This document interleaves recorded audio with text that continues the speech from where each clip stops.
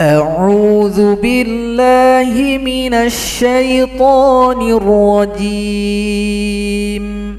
بسم الله الرحمن الرحيم. ولا تجادلوا أهل الكتاب إلا بالتي هي أحسن إلا الذين ظلموا منهم وقولوا آمنا بالذي أنزل إلينا وأنزل إليكم وإلهنا وإلهكم واحد ونحن له مسلمون. وكذلك أنزلنا إليك الكتاب فالذين آتيناهم الكتاب يؤمنون به ومن هؤلاء من يؤمن به وما يجحد بآياتنا إلا الكافرون. وما كنت تتلو من قبله من كتاب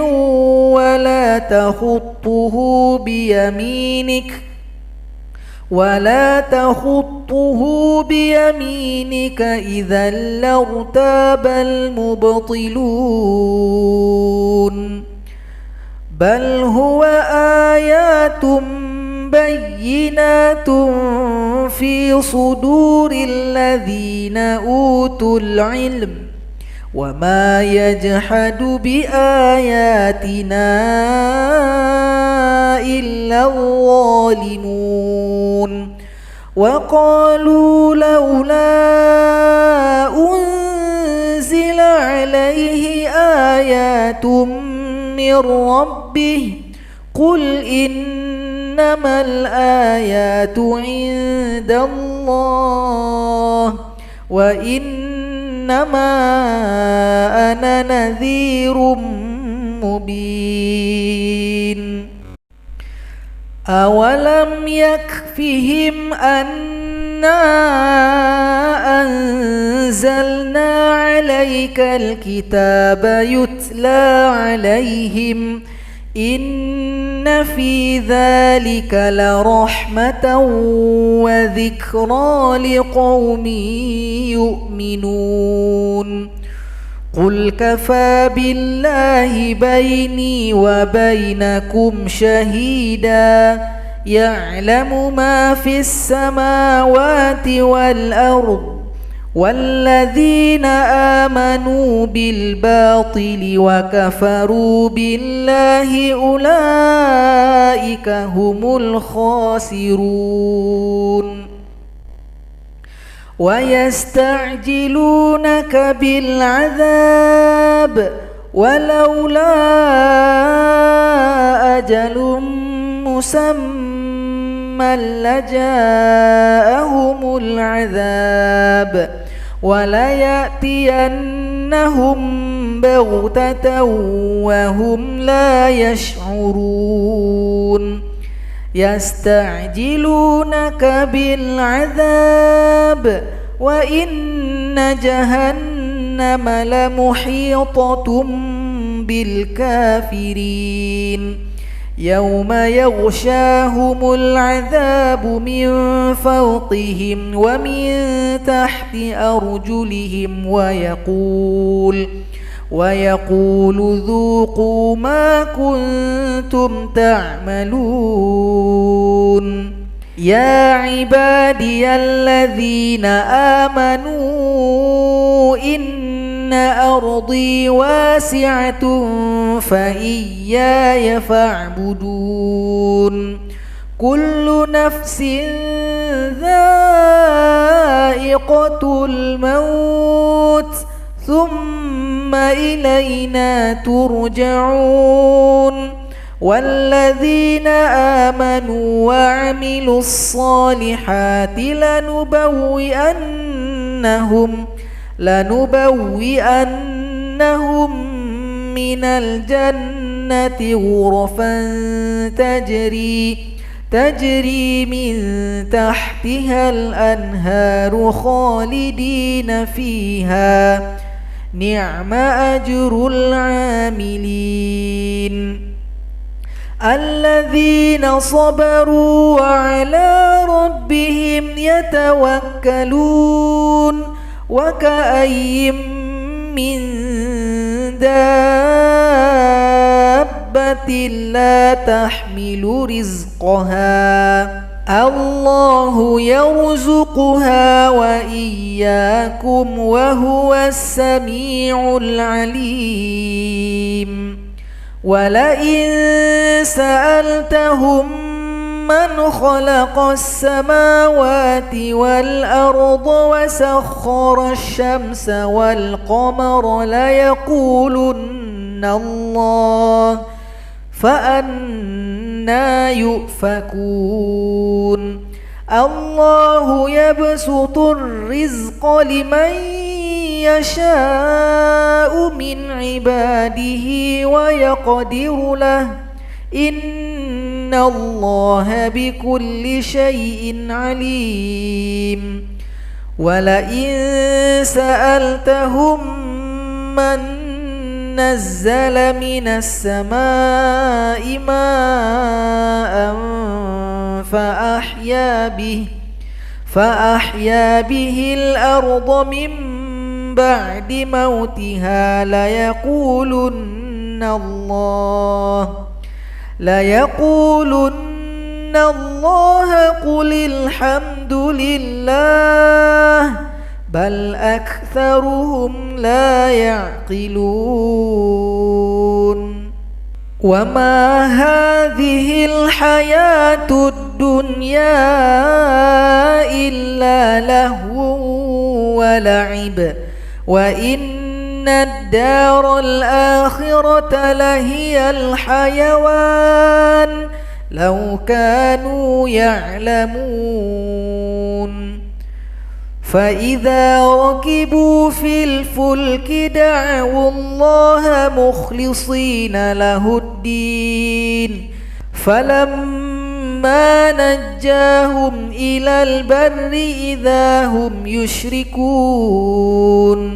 ليكفروا بما آتيناهم وليتمتعوا فسوف يعلمون أولم يروا أنا جعلنا حرما آمنا ويتخطف الناس من حولهم أفبالباطل يؤمنون وبنعمة الله يكفرون ومن أظلم ممن افترى على الله كذبا أو كذب بالحق لما جاءه أليس في جهنم مثوى للكافرين والذين جاهدوا فينا لنهدينهم سبلنا وإن الله لمع المحسنين بسم الله الرحمن الرحيم ألف لام ميم غلبت الروم في أدنى الأرض وهم من بعد غلبهم سيغلبون في بضع سنين لله الأمر من قبل ومن بعد ويومئذ يفرح المؤمنون بنصر الله ينصر من يشاء وهو العزيز الرحيم وعد الله لا يخلف الله وعده ولكن أكثر الناس لا يعلمون ظاهرا من الحياة الدنيا وهم عن الآخرة هم غافلون أولم يتفكروا في أنفسهم ما خلق الله السماوات والأرض وما بينهما إلا بالحق وأجل مسمى وإن كثيرا من الناس بلقاء ربهم لكافرون أولم يسيروا في الأرض فينظروا كيف كان عاقبة الذين من قبلهم كانوا أشد منهم قوة وأثاروا الأرض وعمروها أكثر مما عمروها وجاءتهم رسلهم بالبينات فما كان الله ليظلمهم ولكن كانوا أنفسهم يظلمون ثم كان عاقبة الذين أساءوا السوء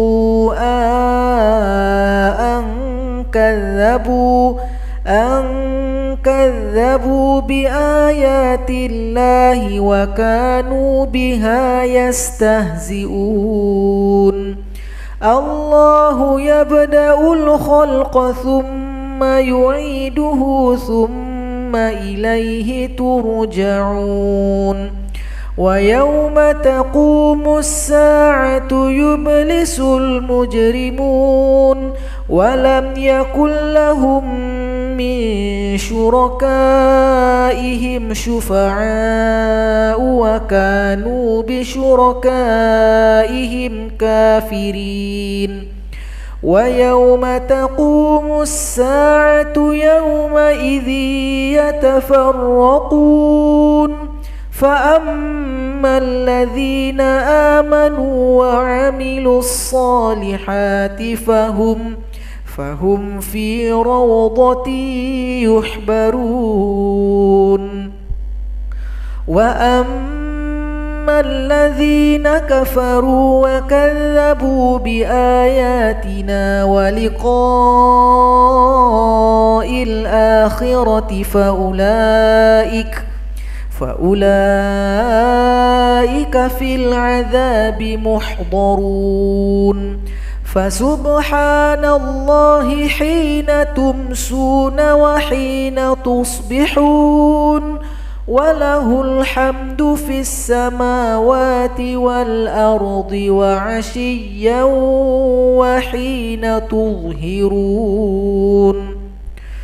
يخرج الحي من الميت ويخرج الميت من الحي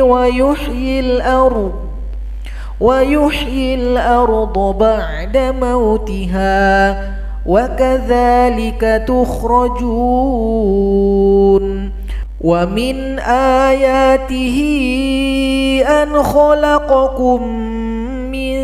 تراب ثم إذا أنتم بشر تنتشرون ومن آياته أن خلق لكم من أنفسكم أزواجا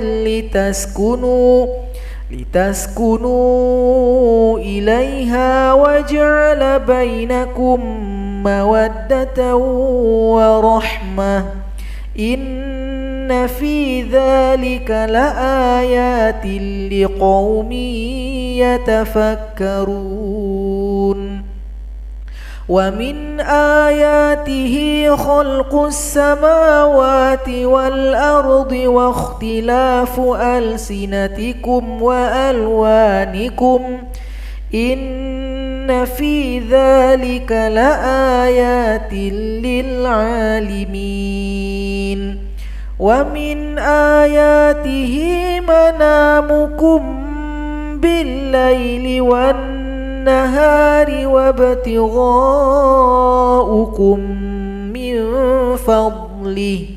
إن في ذلك لآيات لقوم يسمعون ومن آياته يريكم البرق خوفا وطمعا وينزل من السماء ماء فيحيي به الأرض بعد موتها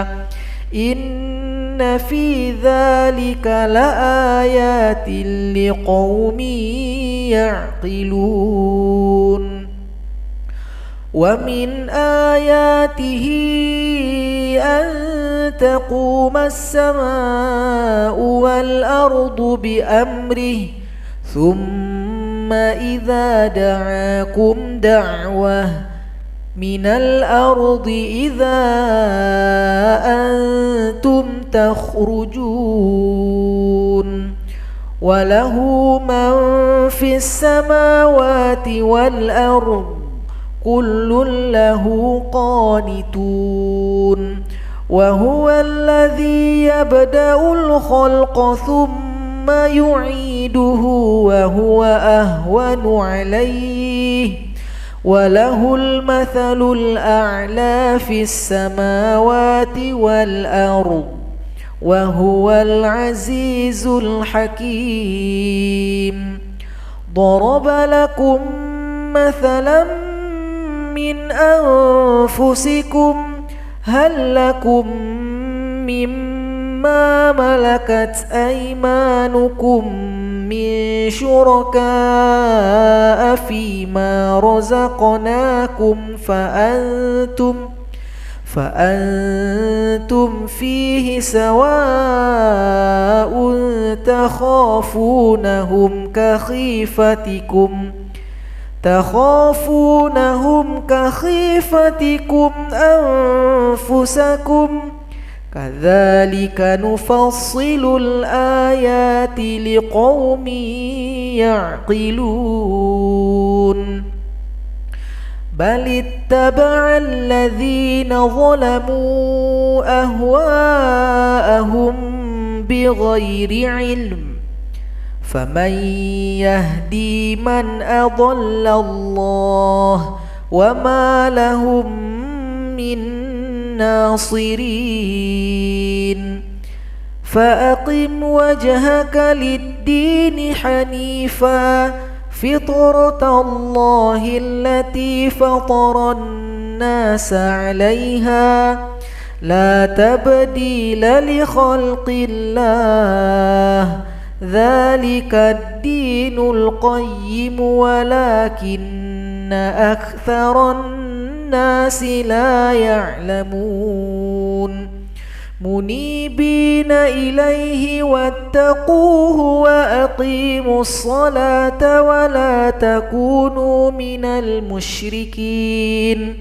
من الذين فرقوا دينهم وكانوا شيعا كل حزب بما لديهم فرحون وإذا مس الناس ضر دعوا ربهم منيبين إليه ثم إذا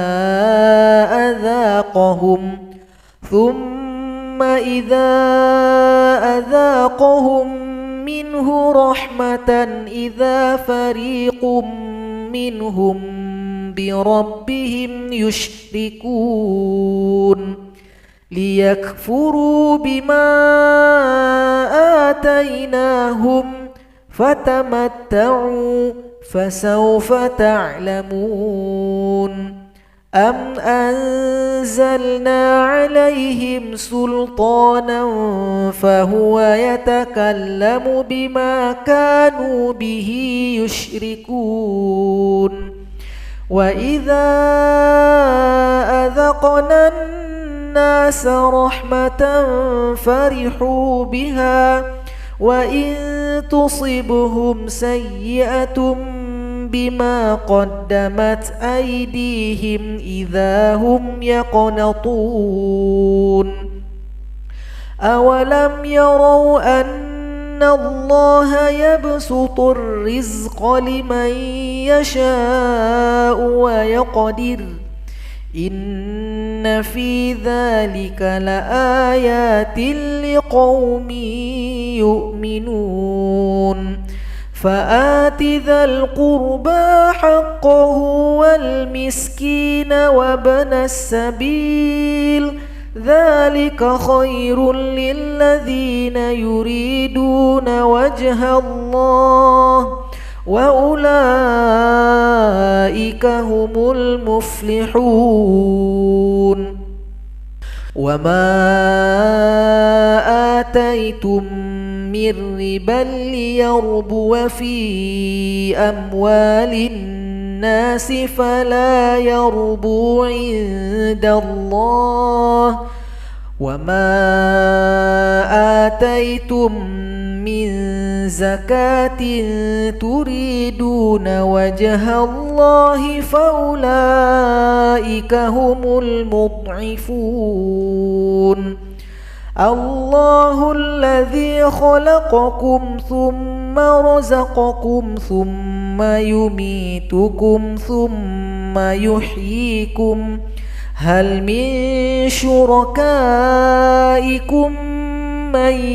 يفعل من ذلكم من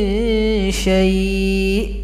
سبحانه وتعالى عما يشركون ظهر الفساد في البر والبحر بما كسبت أيدي الناس ليذيقهم بعض الذي عملوا لعلهم يرجعون قل سيروا في الأرض فانظروا كيف كان عاقبة الذين من قبل كان أكثرهم مشركين فأقم وجهك للدين القيم من قبل أن يأتي يوم لا مرد له من الله يومئذ يصدعون من كفر فعليه كفره ومن عمل صالحا فلأنفسهم يمهدون ليجزي الذين آمنوا وعملوا الصالحات من فضله إنه لا يحب الكافرين ومن آياته أن يرسل الرياح مبشرات وليذيقكم من رحمته ولتجري الفلك بأمره ولتبتغوا من فضله ولعلكم تشكرون ولقد أرسلنا من قبلك رسلا إلى قومهم فجاءوهم بالبينات فانتقمنا من الذين أجرموا وكان حقا عليه نصر المؤمنين الله الذي يرسل الرياح فتثير سحابا فيبسطه في السماء كيف يشاء ويجعله كسفا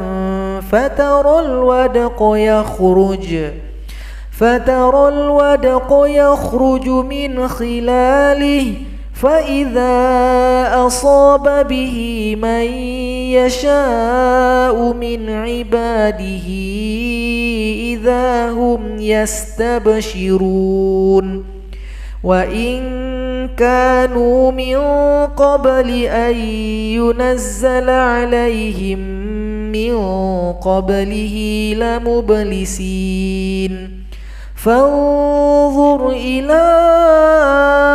آثار رحمة الله كيف يحيي الأرض بعد موتها إن ذلك لمحيي الموتى وهو على كل شيء قدير ولئن أرسلنا ريحا فرأوه مصفرا لظلوا من بعده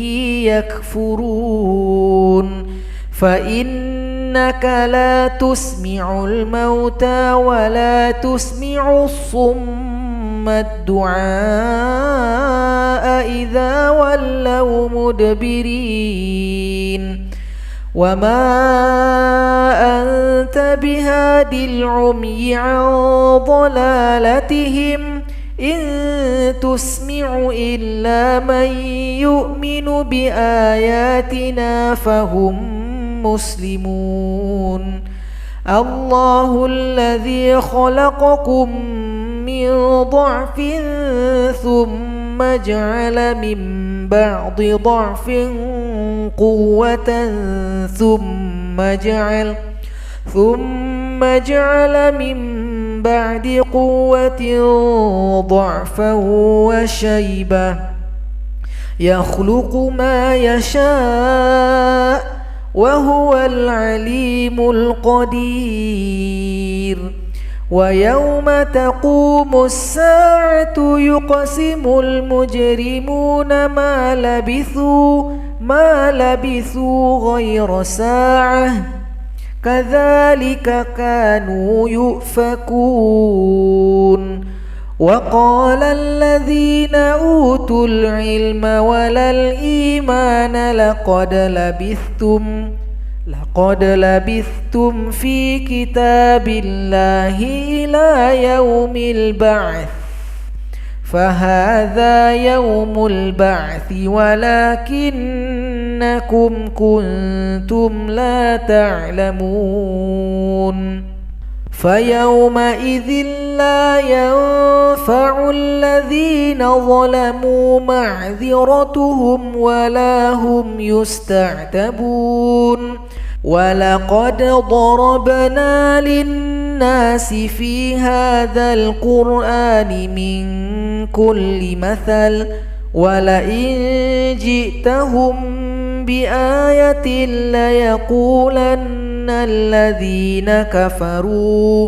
ليقولن الذين كفروا إن أنتم إلا مبطلون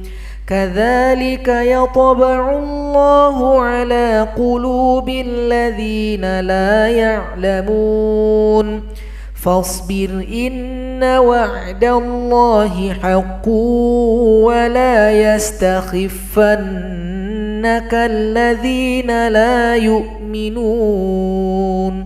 فاصبر إن وعد الله حق ولا يستخفنك الذين لا يوقنون بسم الله الرحمن الرحيم ألف لام ميم تلك آيات الكتاب الحكيم هدى ورحمة للمحسنين الذين يقيمون الصلاة ويؤتون الزكاة وهم بالآخرة هم يوقنون أولئك على هدى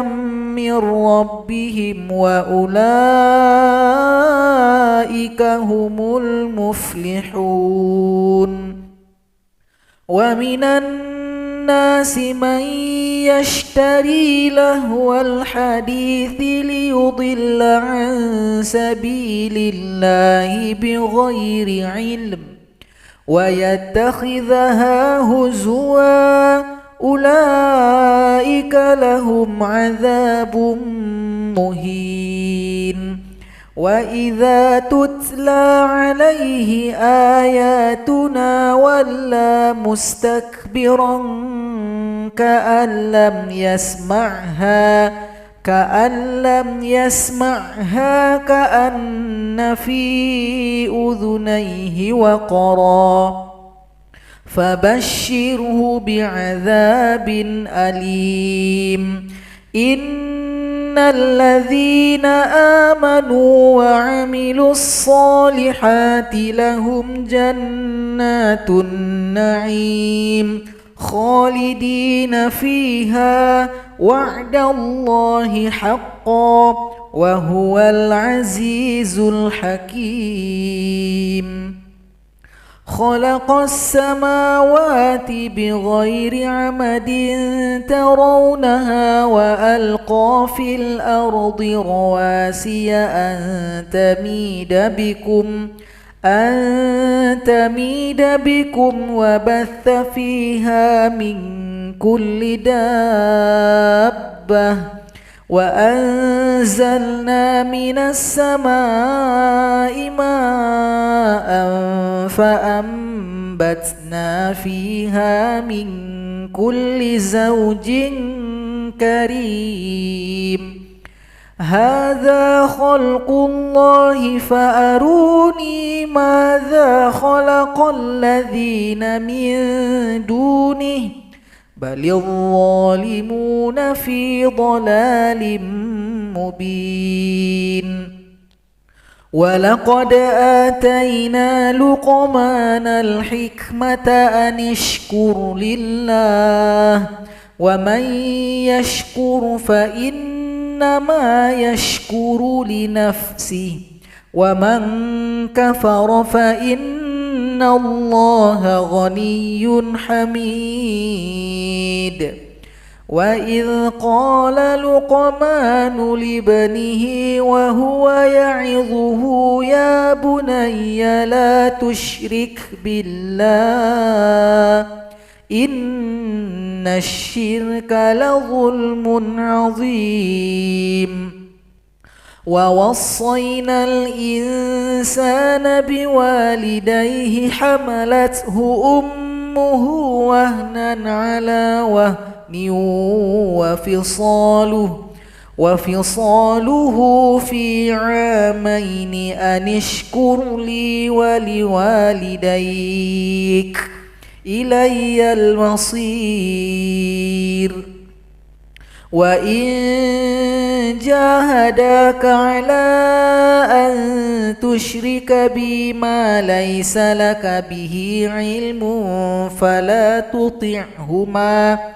فلا تطعهما وصاحبهما في الدنيا معروفا واتبع سبيل من أناب إلي ثم إلي مرجعكم فأنبئكم بما كنتم تعملون يا بني إنها إن تك مثقال حبة من خردل فتكن في صخرة أو في السماوات أو في الأرض يأت بها الله إن الله لطيف خبير يا بني أقم الصلاة وأمر بالمعروف وانه عن المنكر واصبر على ما أصابك إن ذلك من عزم الأمور ولا تصعر خدك للناس ولا تمش في الأرض مرحا إن الله لا يحب كل مختال فخور وقصد في مشيك واغضب من صوتك إن أنكر الأصوات لصوت الحمير ألم تر أن الله سخر لكم ما في السماوات وما في الأرض وأسبغ عليكم نعمه ظاهرة وباطنة ومن الناس من يجادل في الله بغير علم ولا هدى ولا كتاب منير وإذا قيل لهم اتبعوا ما أنزل الله قالوا بل نتبع ما وجدنا عليه آباءنا أولو كان الشيطان يدعوهم إلى عذاب السعير ومن يسلم وجهه إلى الله وهو محسن فقد استمسك بالعروة الوثقى وإلى الله عاقبة الأمور ومن كفر فلا يحزنك كفره إلينا مرجعهم فننبئهم بما عملوا إن الله عليم بذات الصدور نمتعهم قليلا ثم نضطرهم إلى عذاب غليظ ولئن سألتهم من خلق السماوات والأرض ليقولن الله قل الحمد لله بل أكثرهم لا يعلمون لله ما في السماوات والأرض إن الله هو الغني الحميد ولو أن ما في الأرض من شجرة أقلام والبحر يمده من بعده 7 أبحر ما نفدت كلمات الله إن الله عزيز حكيم ما خلقكم ولا بعثكم إلا كنفس واحدة إن الله سميع بصير ألم تر أن الله يولج الليل في النهار ويولج النهار في الليل وسخر الشمس والقمر كل يجري إلى أجل مسمى ثُمًّا وأن الله بما تعملون خبير ذلك بأن الله هو الحق وأن ما يدعون من دونه الباطل وأن الله هو العلي الكبير ألم تر أن الفلك تجري في البحر بنعمة الله ليريكم من آياته إن في ذلك لآيات لكل صبار شكور وإذا غشيهم موج كالظلل دعوا الله مخلصين له الدين فلما نجاهم إلى البر فمنهم مقتصد وما يجحد بآياتنا إلا كل ختار كفور يا أيها الناس اتقوا ربكم واخشوا يوما لا يجزي والد عن ولده ولا مولود هو جاز عن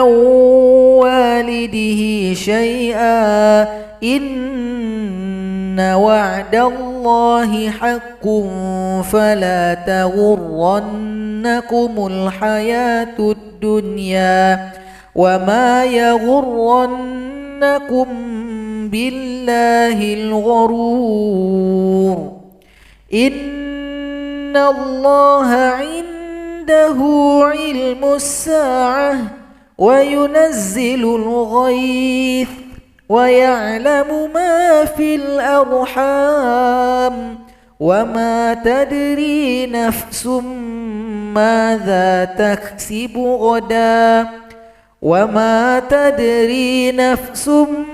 بأي أرض تموت إن الله عليم خبير بسم الله الرحمن الرحيم ألف لام ميم تنزيل الكتاب لا ريب فيه من رب العالمين أم يقولون افتراه بل هو الحق من ربك لتنذر قوما ما أتاهم من نذير من قبلك لعلهم يهتدون الله الذي خلق السماوات والأرض وما بينهما في 6 أيام ثم استوى على العرش ما لكم من دونه من ولي ولا شفيع أفلا تتذكرون يدبر الأمر من السماء إلى الأرض ثم يعرج إليه في يوم كان مقداره 1000 سنة مما تعدون ذلك عالم الغيب والشهادة العزيز الرحيم الذي أحسن كل شيء خلقه وبدأ خلق الإنسان من طين ثم جعل نسله من سلالة من ماء مهين ثم سواه ونفخ فيه من روحه وجعل لكم السمع وجعل لكم السمع والأبصار والأفئدة قليلا ما تشكرون وقالوا أإذا ضللنا في الأرض أإنا لفي خلق جديد بل هم بلقاء ربهم كافرون قل يتوفاكم ملك الموت الذي وكل بكم ثم إلى ربكم ترجعون ولو ترى إذ المجرمون ناكسوا رؤوسهم عند ربهم ربنا أبصرنا وسمعنا فارجعنا نعمل صالحا إنا موقنون ولو شئنا لآتينا كل نفس هداها ولكن حق القول مني لأملأن جهنم من الجنة والناس أجمعين فذوقوا بما نسيتم لقاء يومكم هذا إنا نسيناكم وذوقوا عذاب الخلد بما كنتم تعملون إنما يؤمن بآياتنا الذين إذا ذكروا بها خروا سجدا وسبحوا بحمد ربهم وهم لا يستكبرون تتجافى جنوبهم عن المضاجع يدعون ربهم خوفا وطمعا ومما رزقناهم ينفقون فلا تعلم نفس ما أخفي لهم من قرة أعين جزاء بما كانوا يعملون أفمن كان مؤمنا كمن كان فاسقا لا يستوون أما الذين آمنوا وعملوا الصالحات فلهم جنات المأوى نزلا بما كانوا يعملون وأما الذين فسقوا فمأواهم النار كلما أرادوا أن يخرجوا منها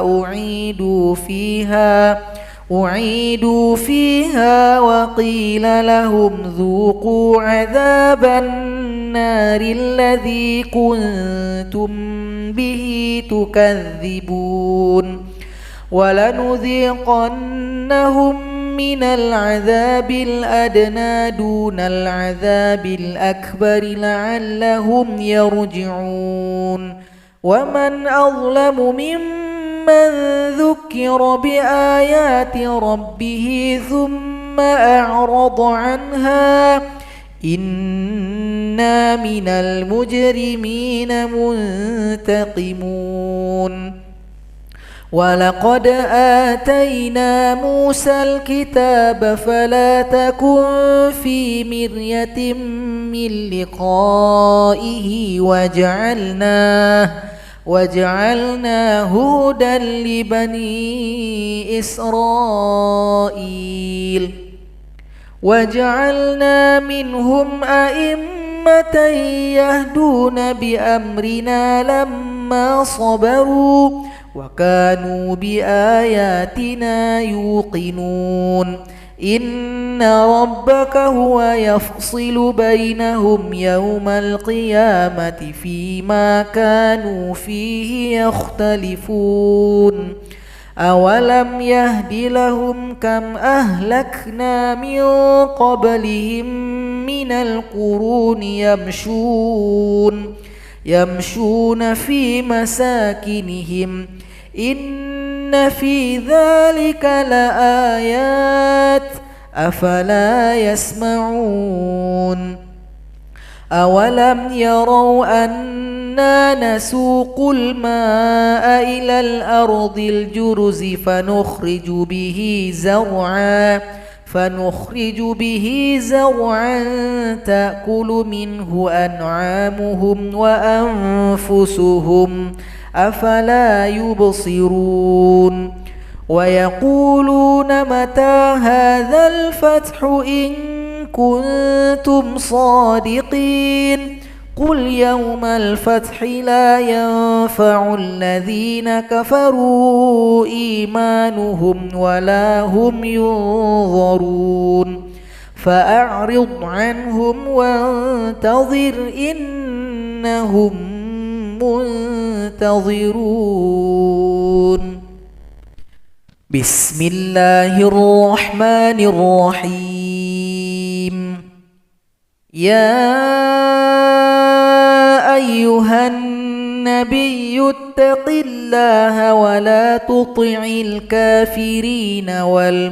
والمنافقين إن الله كان عليما حكيما واتبع ما يوحى إليك من ربك إن الله كان بما تعملون خبيرا وتوكل على الله وكفى بالله وكيلا. ما جعل الله لرجل من قلبين في جوفه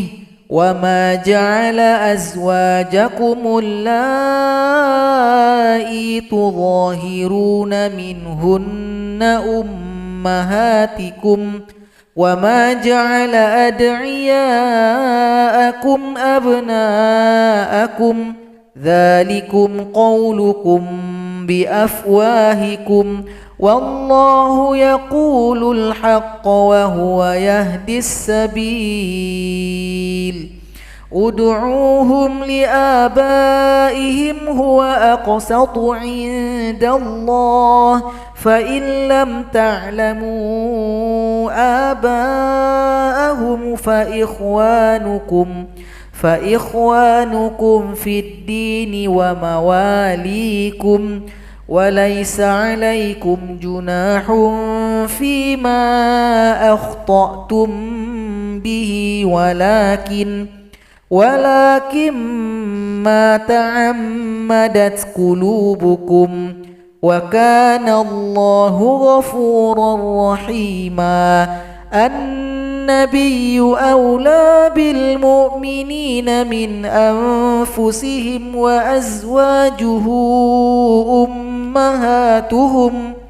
وأولو الأرحام بعضهم أولى ببعض في كتاب الله من المؤمنين والمهاجرين إلا أن تفعلوا إلى أوليائكم معروفا كان ذلك في الكتاب مسطورا. وإذ أخذنا من النبيين ميثاقهم ومنك ومن نوح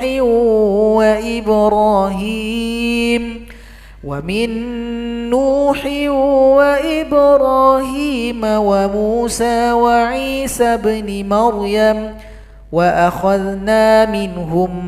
ميثاقا غليظا ليسأل الصادقين عن صدقهم وأعد للكافرين عذابا أليما. يا أيها الذين آمنوا اذكروا نعمة الله عليكم إذ جاءتكم جنود فأرسلنا عليهم ريحا وجنودا لم تروها وكان الله بما تعملون بصيرا إذ جاءوكم من فوقكم ومن أسفل منكم وإذ زاغت الأبصار وبلغت القلوب الحناجر وتظنون بالله الظنونا هنالك ابتلي المؤمنون وزلزلوا زلزالا شديدا وإذ يقول المنافقون والذين في قلوبهم مرض ما وعدنا الله ورسوله إلا غرورا وإذ قالت طائفة منهم يا أهل يثرب لا مقام لكم فارجعوا ويستأذن فريق منهم النبي يقولون إن بيوتنا عورة وما هي بعورة إن يريدون إلا فرارا ولو دخلت عليهم من أقطارها ثم سئلوا الفتنة لآتوها وما تلبثوا بها إلا يسيرا ولقد كانوا عاهدوا الله من قبل لا يولون الأدبار وكان عهد الله مسؤولا قل لن ينفعكم الفرار إن فررتم من الموت أو القتل وإذا لا تمتعون إلا قليلا قل من ذا الذي يعصمكم من الله إن أراد بكم سوءا أو أراد بكم رحمة ولا يجدون لهم من دون الله وليا ولا نصيرا قد يعلم الله المعوقين منكم والقائلين لإخوانهم هلم إلينا ولا يأتون البأس إلا قليلا أشحة عليكم فإذا جاء الخوف رأيتهم ينظرون إليك تدور أعينهم كالذي يغشى عليه من الموت فإذا ذهب الخوف سلقوكم بألسنة حداد أشحة على الخير أولئك لم يؤمنوا فأحبط الله أعمالهم وكان ذلك على الله يسيرا يحسبون الأحزاب لم يذهبوا وإن يأتي الأحزاب يودوا لو أنهم بادون في الأعراب يسألون عن أنبائكم ولو كانوا فيكم ما قاتلوا إلا قليلا لقد كان لكم في رسول الله أسوة حسنة لمن كان يرجو الله واليوم الآخر وذكر الله كثيرا ولما رأى المؤمنون الأحزاب قالوا هذا ما وعدنا الله ورسوله وصدق الله ورسوله وما زادهم إلا إيمانا وتسليما. من المؤمنين رجال صدقوا ما عاهدوا الله عليه فمنهم من قضى نحبه ومنهم من ينتظر وما بدلوا تبديلا. ليجزي الله الصادقين بصدقهم ويعذب المنافقين إن شاء أو يتوب عليهم إن الله كان غفورا رحيما. ورد الله الذين كفروا بغيظهم لم ينالوا خيرا وكفى الله المؤمنين القتال وكان الله قويا عزيزا. وأنزل الذين ظاهروهم من أهل الكتاب من صياصيهم وقذف في قلوبهم الرعب فريقا تقتلون وتأسرون فريقا. وأورثكم أرضهم وديارهم وأموالهم وأرضا لم تطئوها وكان الله على كل شيء قديرا. يا أيها النبي قل لأزواجك إن كنتن تردن الحياة الدنيا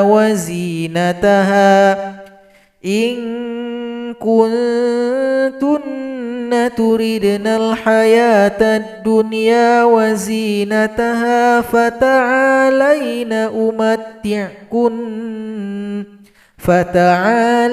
أمتعكن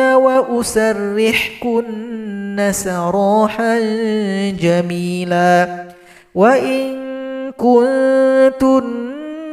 تردن الله ورسوله والدار الآخرة فإن